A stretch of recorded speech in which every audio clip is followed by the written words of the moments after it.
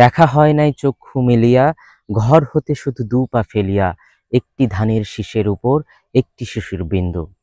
সুপ্রিয় সুধী, শিশুর বিন্দু নিয়ে নয়, শিশুর বিন্দুর মতো পানিকণা নিয়ে আজকে কথা বলবো, যেটি সাধারণত একটু স্যাঁতসেঁতে পরিবেশে আমরা ঘাস জাতীয় বা অন্যান্য উদ্ভিদের পাতার কিনারা থেকে বের হতে দেখি। কিভাবে বের হয় এ পানি বা এই পদ্ধতিটির নামটাই বা কি, সেটি জানাবো আজকের এই ভিডিওতে। আপনারা হয়তো অনেকে লক্ষ্য করেছেন যে অনেক ক্ষেত্রে দেখা যায় যে গাছের পাতার কিনারা বরাবর গাছ হতে পানি নির্গত হয়। এখন হচ্ছে গ্রীষ্মকাল, বৈশাখ মাসের শেষের দিকে। এখন কিভাবে এই পানি বের হয়? এখন তো শীতকাল নয়। শীতকাল হলে সেটিকে আমরা শিশুর বিন্দু বলে চালিয়ে দিতে পারতাম। আদতে কি শিশির বিন্দু? আসলে তা নয়। উদ্ভিদের পাতার কিনারা বরাবর এক ধরনের ওপেনিং বা রন্ধ্র থাকে, যেটাকে পানি পত্ররন্ধ্র বা হাইড্রাথোডাল ওপেনিং বা হাইড্রাথড বলে থাকে। তো যখন বাতাসে জলীয় বাষ্পের পরিমাণ অনেক বেশি থাকে বা পত্ররন্ধ্র খুব একটা খোলা থাকে না, বিশেষ করে দিনের বেলা নয় বরং রাতের বেলা অথবা সন্ধ্যার দিকে কিংবা সকালবেলা, এভাবে পাতার কিনারা বরাবর বা শীর্ষভাগ বরাবর কিন্তু পানি বের হতে দেখা যায়। এই প্রসেসটিকে বলা হয় গাটেশন। গাটেশন প্রক্রিয়ার মাধ্যমে পানি যে মূল থেকে বাহিত হয়ে পাতার দিকে ধাবিত হয়, তখন সেখান থেকে সরাসরি পানি এবং খনিজ লবণ আকারে বের হয়। এটি কিন্তু আমরা যে জানি পাতার মধ্যে পত্ররন্ধ্র বা স্ট্রোমাটা রয়েছে, সেটি দিয়ে বের হয় না।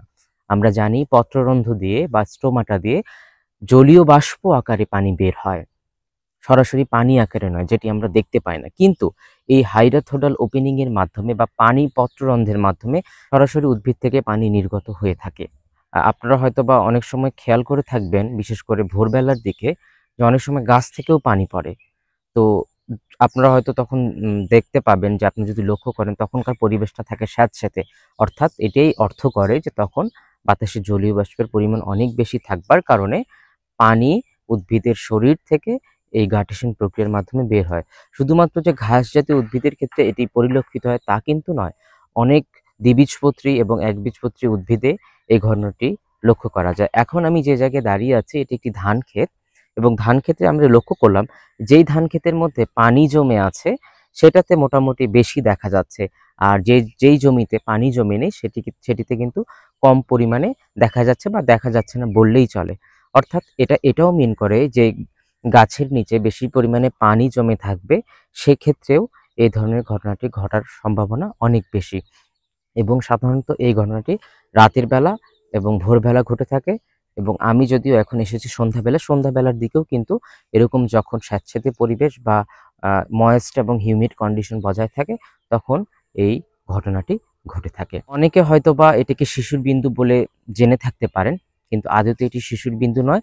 কারণ আমি এখন এই ভিডিওটি করছি একদম গ্রীষ্মকালে, শীতকালে নয়। শীতকালে হলেও একটি সন্দেহ থাকবার সুযোগ ছিল, কিন্তু যেহেতু এটি বৈশাখ মাস, এই সময়ে ঘটনাটা ঘটছে, তো এটি আসলেই পানি পত্ররন্ধ্রের মাধ্যমে ঘটছে।